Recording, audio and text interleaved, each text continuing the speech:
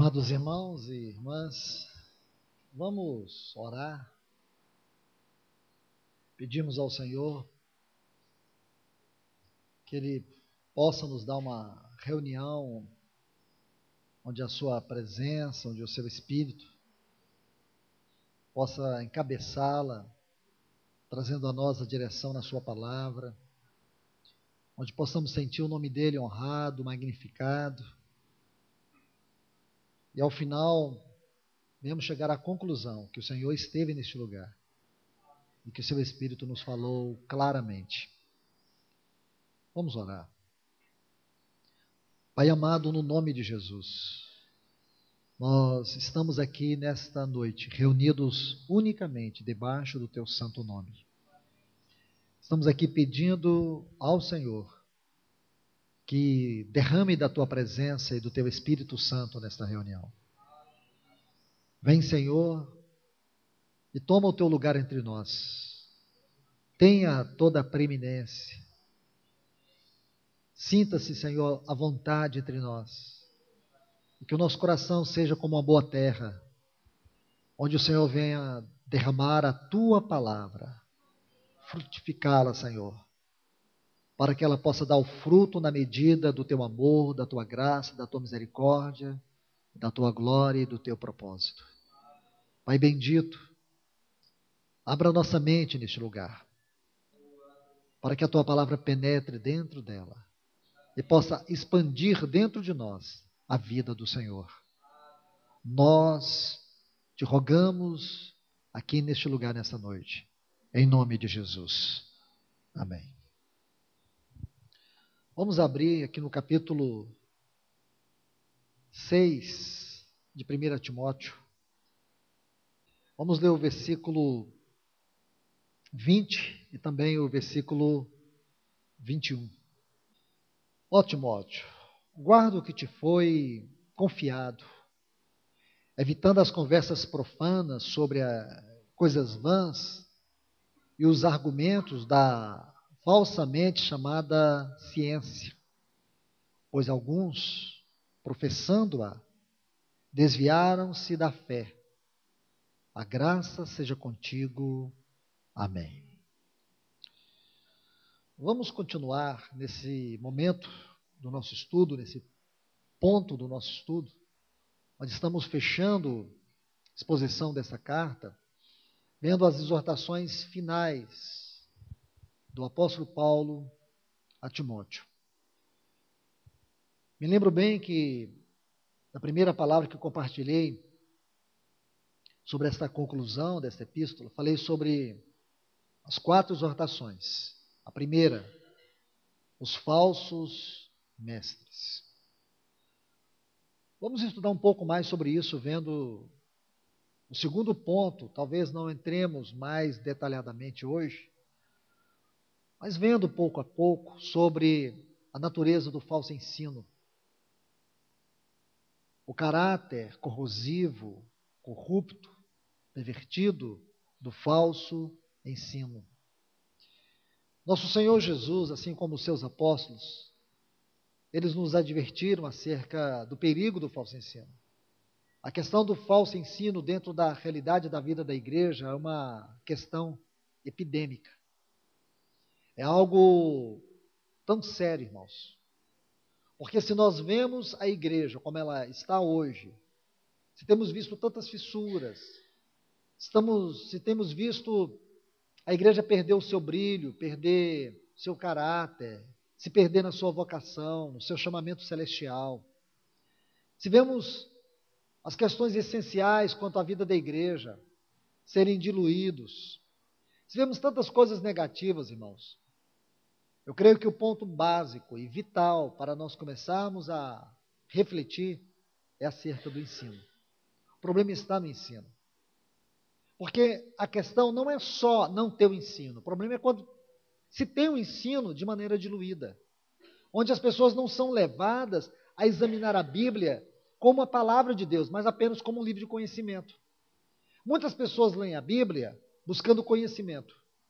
Eles querem conhecer a Bíblia. Quando Deus nos deu essa palavra escrita, o objetivo de Deus não era que nós conhecêssemos a sua palavra, mas que nós o conhecêssemos na sua palavra. O objetivo de Deus era e é se revelar na sua palavra. Ele nos deu essa palavra escrita para nos levar a Ele. Porque o conhecimento puramente intelectual da Bíblia vai nos tornar pessoas soberbas, arrogantes, pessoas que não conhecem, pessoas que não vão tocar as virtudes de Cristo Jesus. Nós temos um coração totalmente corrompido por causa da queda. Nascemos com uma natureza adâmica, uma natureza que não se converte, não se iluda. A natureza adâmica não se converte. Então, como que nós podemos viver a vida cristã tendo uma natureza assim? Por isso que nós temos que entender pela palavra de Deus o princípio da doutrina da cruz. E você vê, irmãos, esse é um fundamento doutrinário. Este é um assunto que requer de nós extremo zelo, cuidado, esmero, dedicação, porque é um assunto vital para a igreja, é um assunto que nós não podemos virar as costas para ele, o assunto da cruz. Então você imagine as outras esferas da vida cristã, imagine as outras esferas que envolvem nossa vida, quanto nós precisamos da palavra, quanto nós precisamos do ensino. Se você percorre toda a história da Bíblia, você vai ver o lugar da palavra, o lugar de primazia da palavra. Porque era na palavra que Deus revelava o seu caráter, o seu propósito, a sua mente, o seu plano. Quando Deus tira o povo de Israel do Egito, e Deus os leva pelo deserto, Deus os levou para um lugar chamado as Colinas do Sinai. Ali eles permaneceram 11 meses. E durante aquele período, o que Deus fez? Deus deu a eles a sua lei. Nunca, irmãos, mas nunca mesmo, existe algo que tem que ser corrigido. Nós vemos as pessoas falarem da lei de maneira muito negativa. Isso é na lei, isso é na lei. Não vamos fazer isso porque está na lei, como se a lei fosse o oposto da graça. Se nós não formos capazes de conhecer a graça na lei, nós não conhecemos o caráter de Deus, porque Deus nos deu a lei para mostrar o seu caráter. Quando a Bíblia diz para que não adulterarás, porque Deus é santo. Não matarás, porque Deus é vida. O que significa? Que na lei estava quem Deus é. A lei nos foi dada para mostrar quem Deus é, mas também para mostrar ao homem sua incapacidade de cumpri-la. Existe algum texto na Bíblia onde Deus obriga o homem a cumprir a lei integralmente? O que a Bíblia diz é, aquele que não cumprir, vai o quê? Vai morrer. Então o que você olhando de trás para frente hoje, o que você vê? Que Deus deu a lei sabendo que o homem não iria cumprir, mas Ele nos deu um homem que é muito maior do que a lei se cumpriu nele, e o fim da lei está nele, o seu próprio Filho. E ele se tornou o quê? A lei de Deus a nós. Porque a lei de Deus é o próprio Deus. Deus é a sua própria lei. E quando ele colocou a lei, ele colocou para revelar a incapacidade, a corrupção absoluta do homem. A lei não santifica o homem, a lei não salva o homem não é salvo pelas obras da lei. Isso é judaísmo. O judaísmo ensinava que o homem seria salvo pelas obras da lei. Paulo escreveu uma parte de Romanos e toda a epístola aos Gálatas para mostrar que o homem não é salvo pelas obras da lei, o homem é salvo pela graça. O homem não é salvo por fazer algo para Deus, o homem é salvo porque Deus fez algo por ele. Isso é graça. Agora vamos pegar a lei e jogar fora? Não, irmãos. Já vi muitas pessoas falar assim, eu não dou dízimo porque o dízimo está na lei. Amar a Deus sobre todas as coisas está na lei. E aí o que você vai fazer? É o primeiro mandamento. E aí, irmãos? Então tudo agora é lei, tudo é lei. Como se a lei fosse um verdadeiro tropeço. A Bíblia não diz isso, a Bíblia diz que a lei nos serviu de aio até Cristo. Está vendo? a lei serviu de aio até nos levar a Cristo. A palavra aio aqui é paidagogos, de onde vem a palavra pedagogia ou pedagogo. Está vendo? A lei foi como um professor. E o que a lei nos ensina? Nos ensina a necessidade de Cristo. Porque quando a lei diz que o homem é um pecador, que o homem é incapaz de cumpri-la, quando você vê os preceitos da lei, o que você vê? Que você é incapaz de cumpri-la. E a lei mostra aquilo que o homem realmente é. Então nós temos que entender isso, irmãos. Temos que tomar cuidado. Mas esse não é meu ponto essencial na exposição. O que eu quero mostrar é que a primeira coisa que Deus fez foi dar a sua palavra. Ele deu ali naquele período, se você quiser um ponto exato para te ajudar, então você vai pegar Êxodo capítulo 18 e vai ler até Números capítulo 10. Então de Êxodo 18 até Números capítulo 10 está tudo o que aconteceu lá no Monte Sinai. Ali Deus deu à sua mente a visão da sua lei, a visão da sua casa e a visão do sacerdócio. A lei, a casa e o sacerdócio são os 3 temas que abrangem toda a história do Sinai. Maravilhoso isso, não é, irmãos? Muito bom. Isso é especial. Mas por que eu estou dizendo isso para vocês? Para lhes mostrar que é interesse de Deus abrir-nos a sua mente, abrir-nos os seus céus e nos dar a sua palavra. Se a Bíblia não está sendo pregada, que é algo muito comum hoje, irmãos. Sabe o que é novidade hoje? É a Bíblia ser pregada. É novidade, é uma coisa que você fica espantado. Veja os programas evangélicos na televisão. O que os pastores fazem? Eles pregam 5 minutos e passam a maior parte vendendo livro, vendendo Bíblia, fazendo o que os ímpios fazem. Essa marketing religiosa. Ou então é falando da sua igreja, falando sua mesma, no sentido lato da palavra. Falando dos seus milagres, falando do seu ministério, fazendo propaganda pessoal. Cristo era assim, irmãos. O Cristo da Bíblia, ele fazia o milagre e dizia para a pessoa, não conte para ninguém. Porque Cristo não precisava de ninguém dando testemunho dele, o Pai que dava testemunho dele. Entende, irmãos? Não precisa colocar uma placa ali fora e dizer assim, venham para cá, porque aqui é o melhor lugar, onde tem a palavra de Deus. Não precisa. Não precisa, irmãos. Porque a palavra de Deus vai muito além dessas 4 paredes aqui. Vai muito além do que você pode imaginar. E é o Senhor que tem que dar testemunho da sua palavra, não é multidão. O Senhor Jesus não era um homem de multidão. Quando ele estava no meio da multidão, ele saía. Você vai ver isso em João 6. Quando aquela multidão cercou ele, querendo, diz a Bíblia em João 6, que eles queriam levá-lo como rei, ou elevá-lo como rei. E ele saiu do meio da multidão. Porque o Senhor Jesus nunca aceitou essa psicologia de massa. Ele nunca aceitou o reino deste mundo. Nunca. Então, irmãos, nós temos que entender os caminhos misteriosos de Deus. A maior necessidade da igreja hoje é uma recuperação da palavra. A igreja precisa orar para que Deus levante mestres da palavra. Não pessoas que subam em púlpito e fiquem tagarelando, mas pessoas que levem a igreja à palavra, porque a igreja não ama a palavra. Preciso dizer isso mais uma vez para vocês.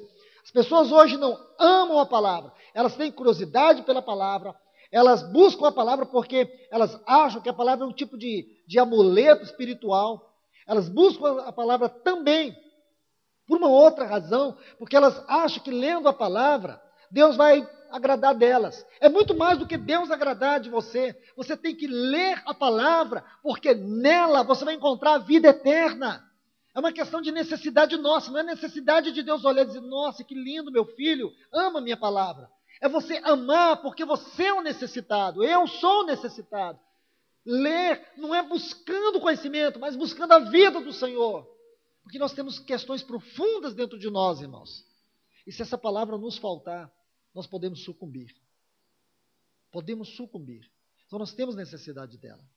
E hoje a necessidade do ensino é algo muito grande, irmãos. A igreja não tem amado essa palavra. Você pode ver, irmãos. Faz um piquenique aí, você vai ver o tanto de gente que vem. Faz qualquer programa, mesmo espiritual, mas que tem um caráter social, veja quantas pessoas vêm. Mas leve o povo a estudar a palavra. Você vai ver a quantidade de pessoas que se envolvem. pouco demais. Oração e a palavra são duas áreas onde a igreja tem sido totalmente deficiente. Oração e a palavra. A grande maioria dos irmãos tem tido um relacionamento muito superficial com a palavra. Lê, ficar lendo.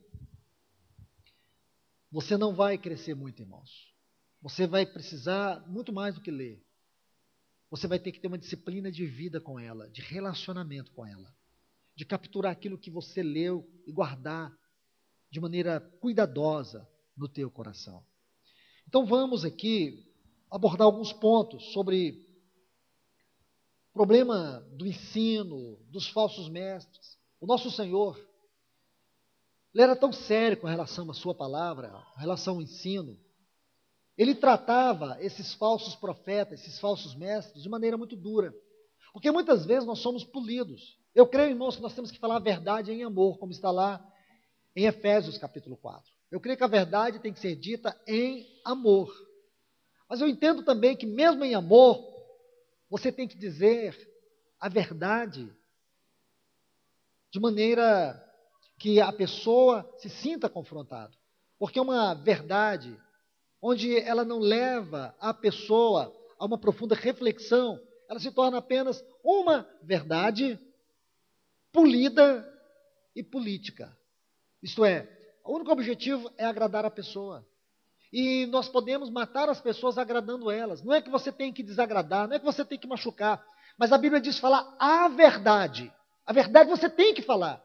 Não importa se ela vai doer, não importa se ela vai ferir, não importa, porque se ela é verdade, ela é vida. Agora, em amor, o que significa a verdade em amor? A verdade em amor não é passividade. É falar, irmãos, como o Senhor nos fala. Quantas vezes o Senhor nos fala a verdade? Porque muitas vezes a verdade é a luz que vai iluminar as trevas no nosso coração. Muitas vezes a verdade é a espada que vai entrar na ferida que está dentro de nós. Aquela ferida que não fecha. Muitas vezes a verdade, ela tem que vir e demolir muitas construções erradas que nós fizemos dentro do nosso coração. Entende, irmãos? É a verdade. Por que ela tem que ser dita em amor? Porque Deus é tanto verdade como é amor. Tanto a verdade como o amor se tornam essência só da vida da palavra. Porque a gente entende, falar a verdade em amor, seu irmão não quer te machucar, mas olha, sabe o que eu queria dizer? E não diz nada. Vamos ver como o Senhor tratava isso, como os apóstolos tratavam isso. Eu sei, irmãos, que não é o nosso papel ficar apontando o dedo para os outros. Mas nós temos também que abrir os olhos das pessoas. Existe muito daquilo que nós chamamos de evangelho que não é evangelho. Muito daquilo que nós chamamos de ministério não é ministério. Muito daquilo que nós chamamos de igreja não é igreja. Mas eu preciso colocar isso com muito cuidado, irmãos, porque eu não quero tornar vocês pessoas com espírito xiita, revoltados. Porque não adianta, irmão, sair de extremos e ir para outros. Nós temos que procurar um equilíbrio da caminhada cristã. Nós temos que viver a vida cristã equilibrada e não em extremos. Deus não fala em extremos, Deus fala no centro. Entende, irmãos? Então não vamos aqui buscar extremos, mas nós temos que ser bem verdadeiros. Não temos que ficar pregando contra ninguém, nós temos que pregar a verdade. Então veja como o nosso Senhor, Ele tratava isso. Vem comigo aqui em Mateus capítulo 7.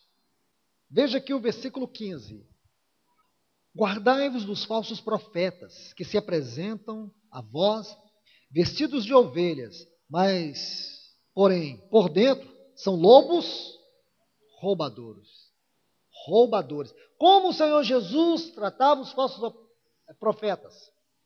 Como lobos roubadores.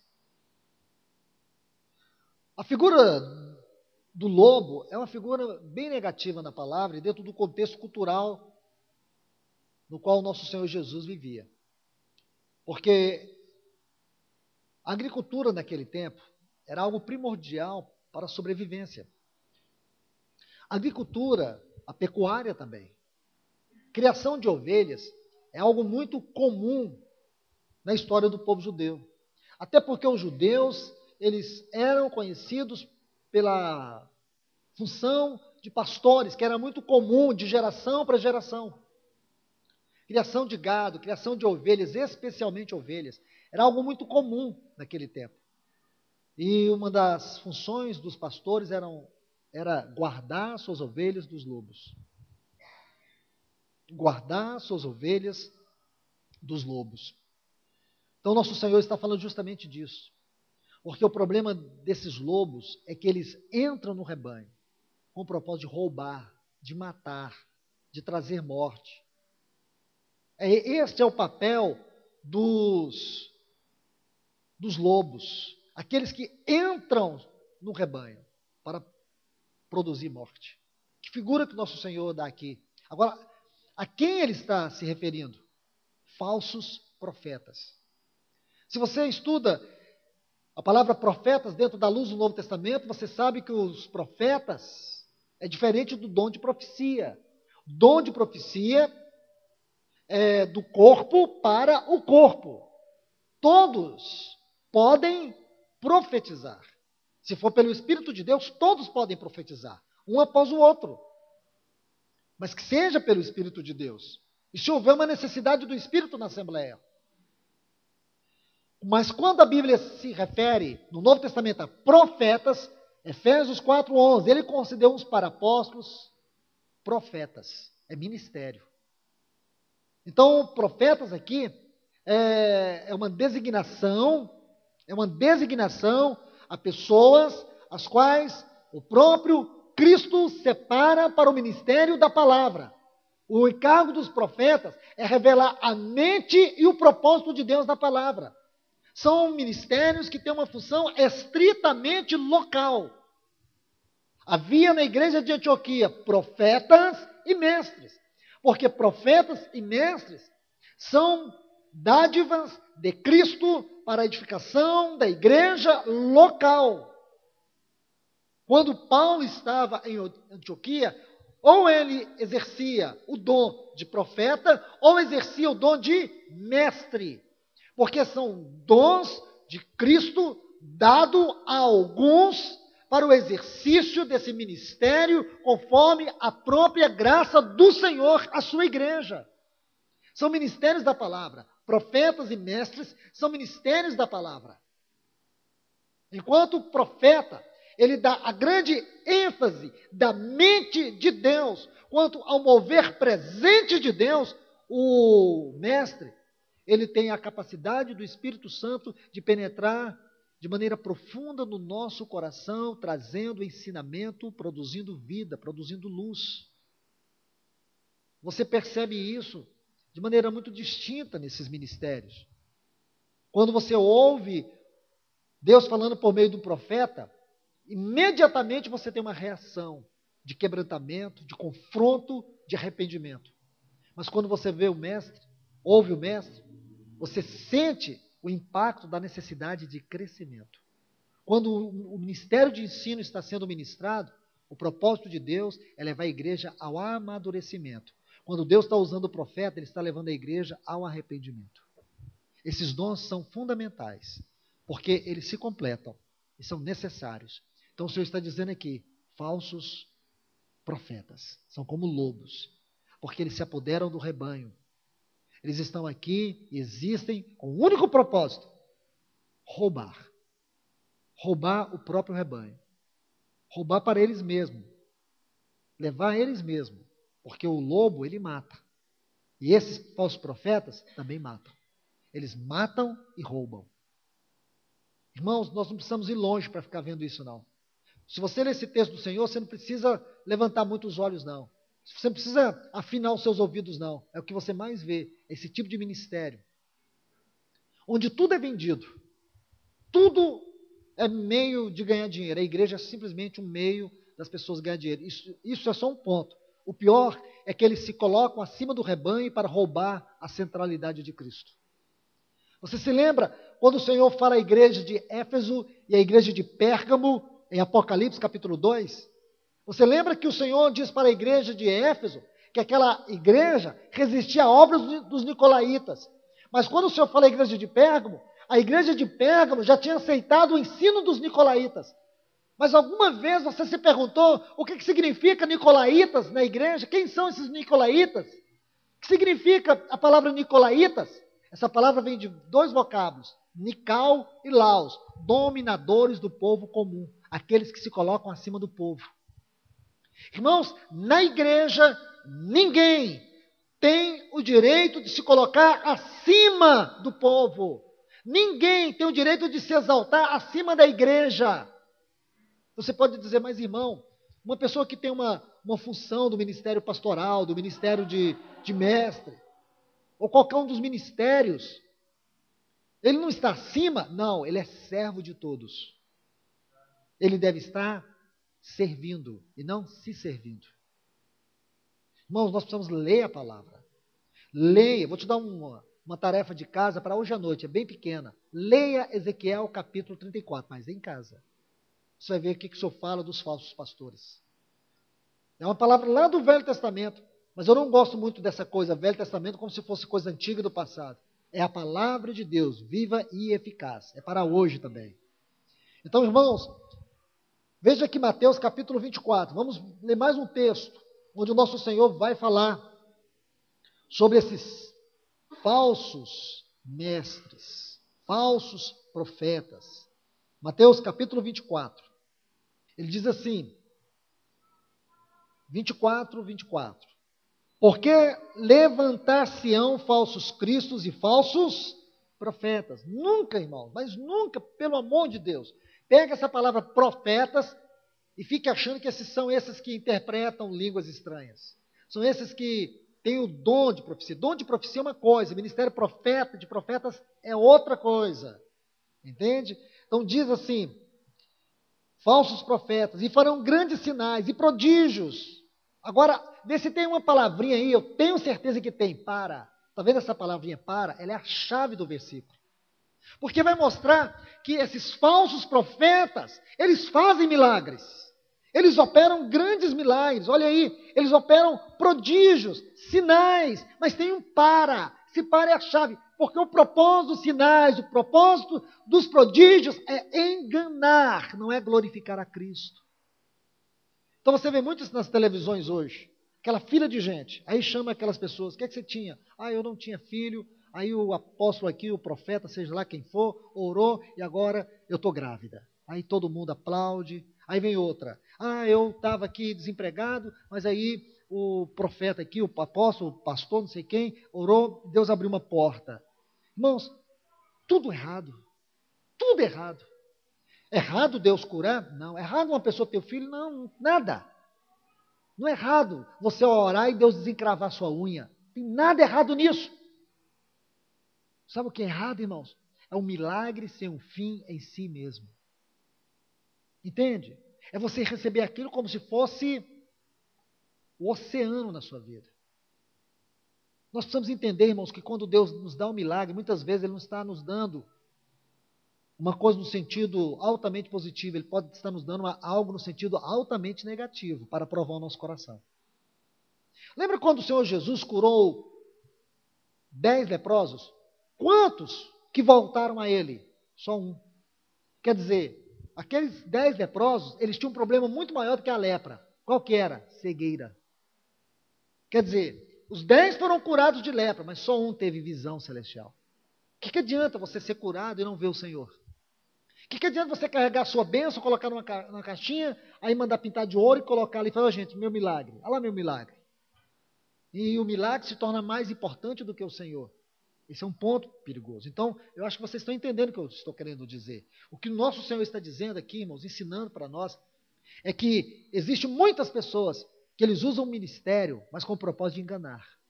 E vou te falar algo, Satanás está disposto a andar de mãos dadas conosco, trazendo aprovação, multidões, curas, fazendo coisas tremendas, arrebatando o coração das pessoas.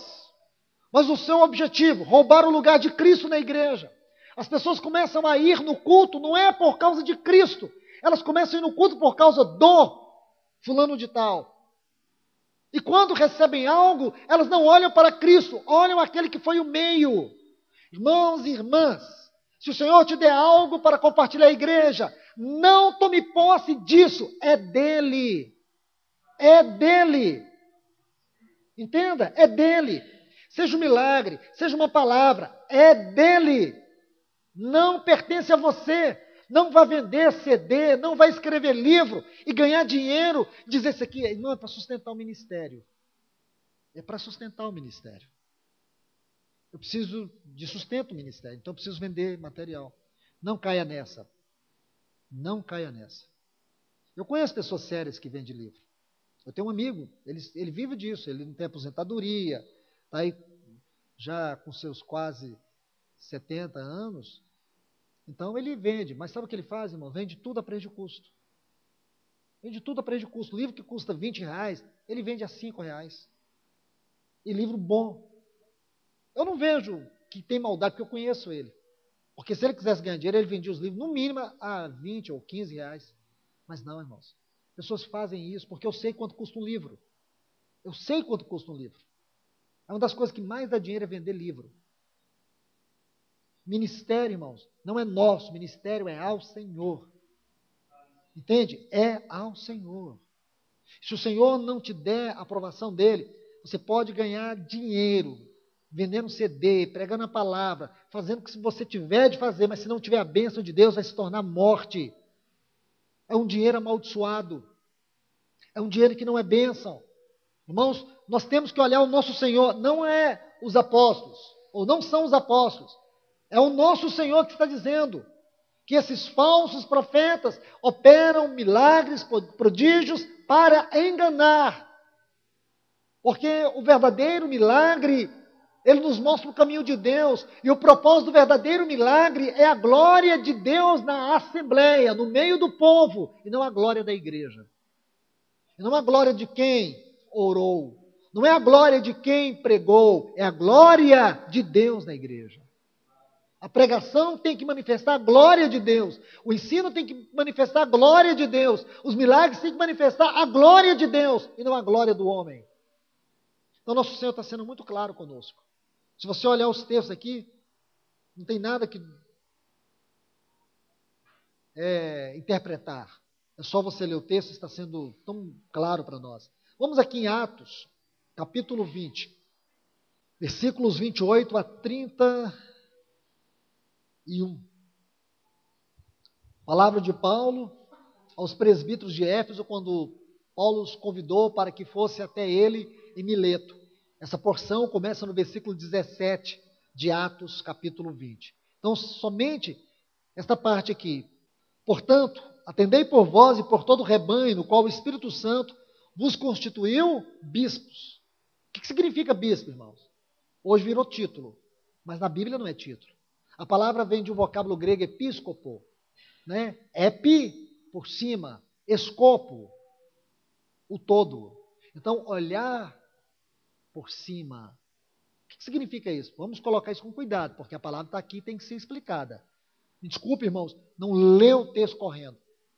Eu me sinto sempre na obrigação de colocar algumas explicações adicionais, porque eu temo que nós venhamos deixar passar alguma coisa. Então veja, quando você encontra a palavra bispo aqui, a primeira pergunta que eu te faço, para quem Paulo está direcionando essas palavras? Versículo 17 vai te mostrar. De Mileto mandou chamar os presbíteros de Éfeso, está aí na sua Bíblia, versículo 17 do capítulo 20. Aí ele vem falando a eles. Aí quando chega aqui no versículo 28, ele diz, atendei por vós e por todo o rebanho, como o Espírito Santo vos colocou como episcopos, colocou vocês para olhar por cima. Olhar por cima, sabe por quê, irmãos? Olhar o todo. Então, quem são esses que são chamados aqui de episcopos? São aqueles que cuidam do rebanho, aqueles que têm que estar olhando todo o rebanho. É como se eles fossem o atalaia do corpo. O atalaia é aquele que fica na torre no alto. Assim também os anciãos, os presbíteros, os pastores que são o mesmo dom. Escute, se você quiser escrever, escreva isso para nunca mais você esquecer. E você não tem como, não tem livro. Quem escrever fora disso está escrevendo uma grande mentira satânica. Quem colocou essa classe piramidal, colocou isso por uma inspiração maligna, eu falo isso com toda segurança no meu coração. Porque não tem classe piramidal no corpo de Cristo. Então, ancião, presbíteros, bispos, pastor, todos esses termos designam a mesma função espiritual na Bíblia. Ora, você vai ver chamando de presbíteros, algumas versões chama de anciãos. Lá em Timóteo, Paulo chama novamente de bispos. Estão vendo? Então dá a entender que existem variadas classes. Não tem variadas classes. Só você interpretar a palavra, irmãos. O que significa a palavra presbítero? Sabe o que significa? Um irmão mais velho, uma pessoa mais velha, um homem mais velho, uma pessoa madura. Só isso. Você sabe o que significa reverendo? Vou dizer para vocês. Aquele que é digno de reverência. Como que eu vou chamar um pastor de reverendo? Como, irmãos? O salmista diz, só Deus é digno de reverência. Sabe o que nós estamos fazendo, irmãos? Constituindo homens no lugar de Deus na nossa vida. Então, reverendo é uma palavra que não se pode aplicar a homem algum. Só Deus é reverendo. É como se você estivesse chamando uma pessoa de majestoso. Imagina, irmãos, vocês me chamando de reverendo. Imagina, eu olhando para vocês aqui. Aí um dia você lê lá no dicionário lá, e você fala, nossa, eu chamo Luiz de reverendo. Irmão, acho que você vai começar a tirar a sandália dos seus pés, lavar os seus pés para falar comigo. Porque isso não é maligno, irmãos. Na igreja não tem isso, não tem esses tratamentos. Na igreja nós somos o corpo de Cristo, Cristo é o cabeça. Ele é o cabeça. Só Ele é o cabeça exaltado. Então nosso Senhor está cuidando de nós aqui com a sua palavra. Nós precisamos entender, existe os dons? Existe. Existem os ministérios? Existem. Eles estão no corpo? Estão no corpo. E é para o corpo? Para o corpo. São homens que expressam a autoridade e o governo de Deus. Agora, isso é algo que vocês têm que saber. São homens que expressam a autoridade e a mente de Deus na Assembleia. São pessoas com uma especial incumbência. A igreja precisa reconhecer isso. Mas eu não preciso impor sobre vocês para vocês reconhecer. É o Espírito que dá testemunho. Sabe o que Paulo diz em 2 Coríntios, capítulo 10? Que a autoridade que Deus lhe deu é para servir. As pessoas sempre me perguntam, como que vocês caminham? Como que vocês caminham se vocês não se impõem? Bom, acho que vocês que têm que responder como nós caminhamos. A igreja não precisa de um cabeça além de Cristo. Porque quando ela está debaixo do encabeçamento de Cristo, é a vida que determina todas as coisas. Então isso que a Cileide colocou é muito importante vocês saberem. Reverendo é uma palavra que vocês só devem usar para Deus. Aquele que é digno de reverência, de adoração. Você sabia disso? A palavra reverendo significa aquele que é digno de adoração. Pastor é digno de adoração? É digno? Nunca. Só um é digno de adoração. Sabe quem? O Senhor Jesus. Um dia, um anjo que tinha uma alta posição de glória no reino celestial, ele se exaltou. Sabe qual foi o fim dele? As trevas. Todo aquele que tenta se exaltar acima do cabeça está no espírito de Lúcifer. O espírito de Lúcifer é o que gera os nicolaítas. Por isso nosso Senhor diz, cuidado com os falsos profetas. Cuidado. Sabe por quê? Porque eles operam grandes prodígios e sinais para enganar. Vamos aqui agora ver como a Bíblia descreve os ensinos deles. Colossenses, capítulo 2. Esses falsos profetas, esses falsos mestres. Vamos olhar um pouco da natureza dos seus ensinos. Observe esse texto, Colossenses 2,8. Não esqueça esse texto jamais. Tende cuidado que não haja ninguém que vos esteja levando cativos, por meio de conhecimentos. A palavra aqui na minha versão é filosofia. O amor à sabedoria. Filos, amor. Sofia, ou sofia, sabedoria. Né? Então o que é filosofia? É o amor à sabedoria. Pessoas que são amantes da sabedoria. Então, ele vai colocar isso. Outro detalhe, vãs sutilezas. Primeiro, filosofias. Segundo, vãs sutilezas. Coisas sutis, imperceptíveis. Às vezes você não vê. É um pequeno desvio doutrinário. Não é uma coisa tão grave. mas é algo costumeiro. É algo que você vai começar a praticar. É um desvio de alguns milímetros. É isso que significa essa frase, vãs sutilezas. Coisas vazias, sutis, imperceptíveis, mas que são desvios, que promovem morte. E depois, ele coloca mais um detalhe ainda. Segundo o comportamento ou a tradição dos homens. Tradição dos homens. Isso é uma forma do mundanismo mascarado, conforme ou de acordo com os princípios elementares do mundo. O que significa essa frase? Princípios elementares do mundo. Princípio básico. Os princípios básicos do dia a dia. São pequenos desvios, são coisinhas que muitas vezes a gente não percebe, mas são ensinos que estão sendo ministrados. Sabe o que Paulo diz? Você não pode, tenha cuidado, irmão, irmã, você não pode se permitir ser tão ignorante a ponto de deixar as pessoas te levar cativa com esse falso amor pela sabedoria. Essas coisas, esses desvios pequenos, essas coisinhas pequenas, conforme a tradição dos homens, segundo os princípios básicos do próprio mundo. Sabe por quê, irmãos? É por esses caminhos, é por esses ensinos que a mente de Satanás entra na igreja e os grandes desvios acontecem. Os grandes desvios acontecem. E quando você vê, o Senhor Jesus não é glorificado na Assembleia. O Senhor Jesus não é adorado como ele tem que ser adorado. A palavra é simplesmente uma palavra de entretenimento, uma palavra que fica massageando o ego. É uma pregação que fica dizendo, você é um vencedor, esse ano é o ano da sua vitória, você vai ter o que você merece, e não mais não sei o quê, enchendo a alma de elogios. A alma tem que enfrentar a cruz, a alma tem que enfrentar a espada do Espírito, porque o nosso coração, irmãos, não converte, é um inferno em miniatura. Nós precisamos de uma palavra viva, de uma palavra eficaz, de uma palavra que nos quebranta, de uma palavra que nos converte, de uma palavra que nos transforma, de uma palavra que nos eleva, de uma palavra que nos faz penetrar os céus, de uma palavra que nos faz humilhar diante de Deus, de uma palavra que produz em nós o caráter de Cristo. É disso que nós estamos precisando, irmãos.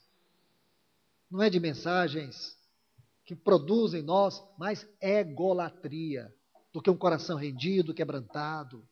Nós precisamos disso, irmãos. Uma palavra viva, eficaz, penetrante, cortante, que vai até a divisão da alma e do espírito, que discerne todas as proposições do nosso coração, que entra nas salas escuras do nosso coração, da nossa alma, e desvenda tudo que está oculto lá dentro. É disso que a igreja precisa, irmãos.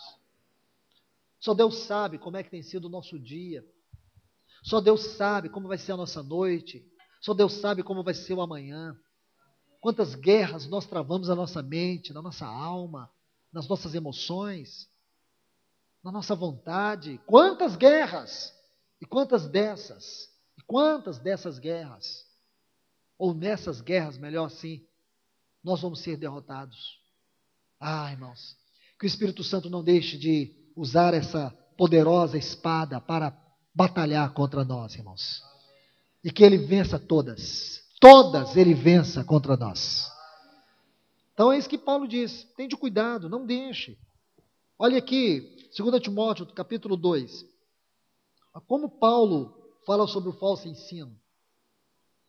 2 Timóteo 2, se você começar desde o 15, que eu creio que forma um contexto esplêndido, ele diz assim, procura apresentar-te a Deus aprovado, como obreiro, que não tem do que se envergonhar e que maneja bem a palavra da verdade, o ministério da palavra. O ministério da palavra é o ministério dos profetas e o ministério dos mestres. Quem tem o ministério da palavra na igreja? Os mestres e os profetas. Eles são os anciãos. Eles exercem o ministério pastoral, o ministério dos anciãos, o ministério dos presbíteros. Aí diz, mas evita falatórios profanos, vãos. O que significa os falatórios profanos, vãos? Quem é que pratica os falatórios? Você pensa que falatórios aqui é conversas? Ele não está falando de conversa, ele está falando de manejar a palavra. Ele está dizendo, não maneje a palavra com falatórios vãos. Não maneje a palavra de maneira profana. Maneje a palavra como obreiro aprovado por Deus. Maneja a palavra e não tem que se envergonhar. Quem é que vai manejar a palavra e vai sentir vergonha? Aqueles que pregam a palavra como falatórios ou de maneira profana. É isso que ele está falando. Ele diz, porque conduzirão a impiedade mais e mais. Está vendo aqui? E sua palavra se alastrará como gangrena. Sabe o que é gangrena? Câncer. Ele está dizendo que esses que não são obreiros aprovados, que não manejam bem a palavra, esses que manejam a palavra de maneira profana, de maneira vã, manejam a palavra com falatórios. Essa palavra aqui dá um sentido de verborragia. Sabe o que é isso? Verborragia é falar asneiras, pregar falando asneiras. É justamente isso, falatórios, pregar asneiras. Então sabe o que ele está dizendo? Que esses, a mensagem deles é como um câncer que vai destruindo as pessoas. Está vendo, irmãos?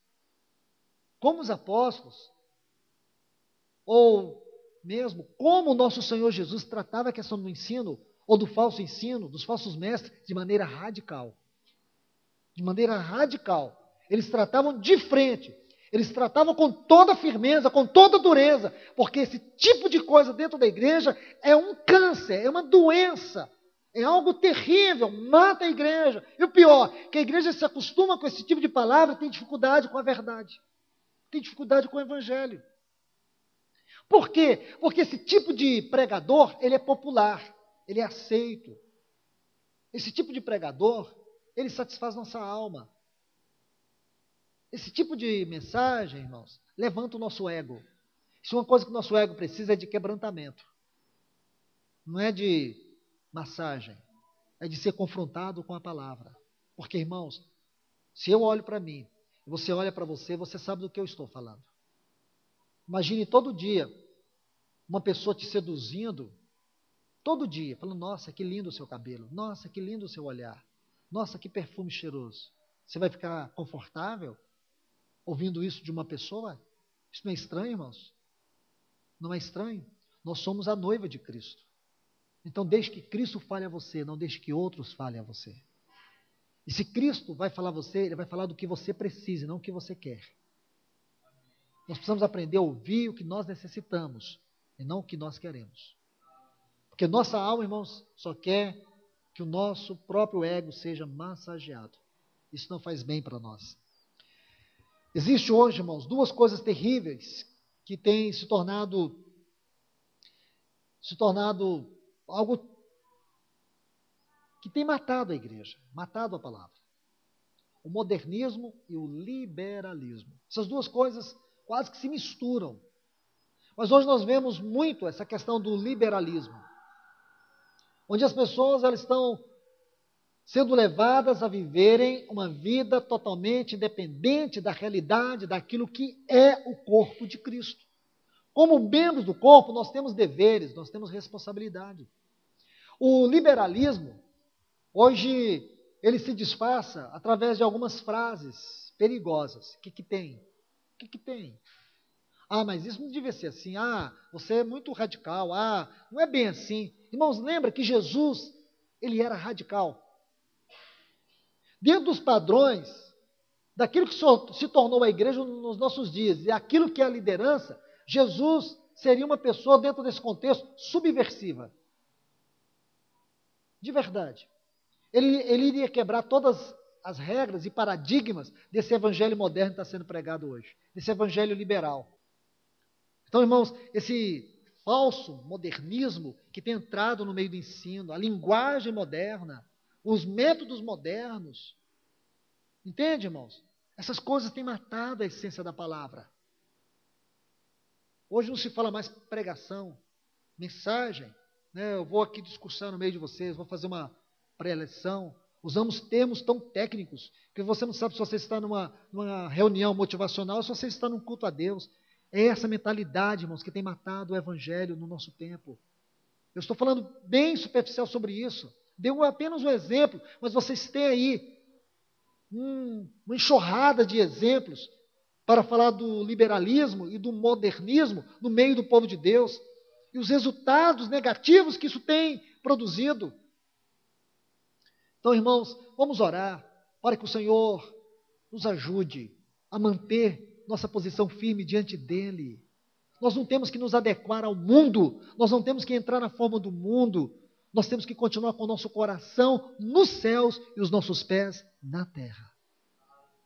E para encerrar, irmãos, eu quero ler com vocês aqui 2 Tessalonicenses capítulo 2, versículos 9 a 11, diz assim: o aparecimento do iníquo deve-se à atuação de Satanás, com todo o poder, sinais, prodígios, mentirosos. Lembra do nosso Senhor, Mateus 24, 24? E com todo engano da injustiça para os que perecem, porque não receberam o amor da verdade para serem salvos. Por isso Deus lhes enviará o espírito enganoso, para que creiam na mentira. Olha aqui, irmãos. Sabe por que Deus tem permitido o espírito da mentira, do engano no meio do seu povo? Sabe por quê? Para que eles possam crer nisso, irmãos. Porque existe um princípio muito sério na palavra de Deus. Deixa eu colocar esse texto com esse princípio que está aqui em Isaías capítulo 6. Eu creio que vocês vão ficar com muita dúvida aqui nesses dois textos, mas vocês vão ver que luz que a gente vai ganhar do Senhor aqui. Isaías 6, versículo 10. Engorda o coração deste povo, endureça os seus ouvidos e cega os seus olhos, para que? Para não seja que, vendo com seus olhos e ouvindo com seus ouvidos, e entendam com seus corações, convertam e sejam sarados. Você pergunta, mas não estou entendendo. Quer dizer que Deus, Ele envia o espírito do engano, Ele envia esse espírito para que eles não creiam.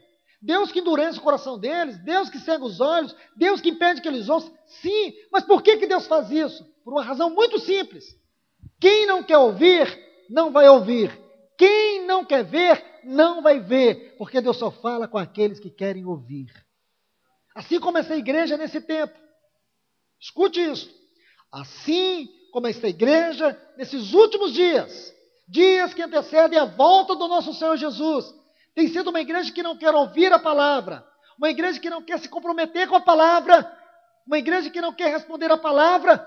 Deus está julgando esta igreja agora. Como? Enviando o espírito da mentira no meio do povo, enviando prodígios e sinais de mentira, de engano no meio dela. Para quê? Para reprová-la, para condená-la. Então, meus irmãos, olhe para isso não é como bênção, olhe para isso como juízo de Deus.